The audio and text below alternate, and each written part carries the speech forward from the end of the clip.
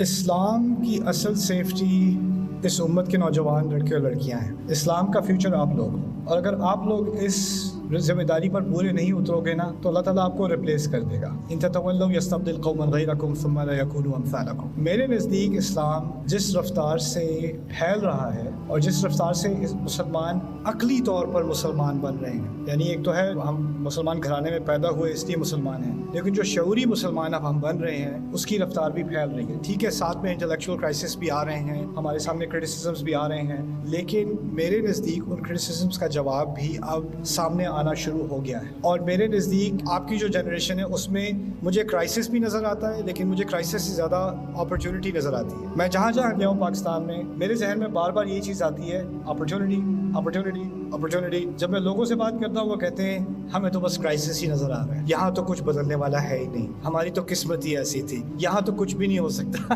ہم نے ایک ذہنیت بنا لی ہے کہ ہم ایک کرائسس میں ہیں۔ دیکھیں، آپ کی زندگی میں ہمیشہ چیلنجز ہوں گے، آپ نے فیصلہ کرنا ہوگا ان چیلنجز کو آپ نے ایک اپرچونٹی کی طرح دیکھنا ہے اور اس کا سامنا کرنا ہے، اور اس کے ذریعے سے آپ نے عظیم چیزیں اکمپلش کرنی ہے، یا آپ کے سامنے جو چیلنج آ رہا ہے اس کو دیکھ کے آپ نے گھبرا جانا ہے اور کہنا ہے اب کیا ہوگا اسلام کا۔ اللہ اپنے دین کی حفاظت کرے گا، اس کو ہماری ضرورت نہیں ہے، اس کو ہماری کوئی ضرورت نہیں ہے۔ ہم نہیں کریں گے تو کوئی اور آگے کر لے گا۔ ہمیں اعزاز دیا جا رہا ہے کہ موقع دیا جا رہا ہے کہ تم کر لو، تم سروس کر لو اس کی۔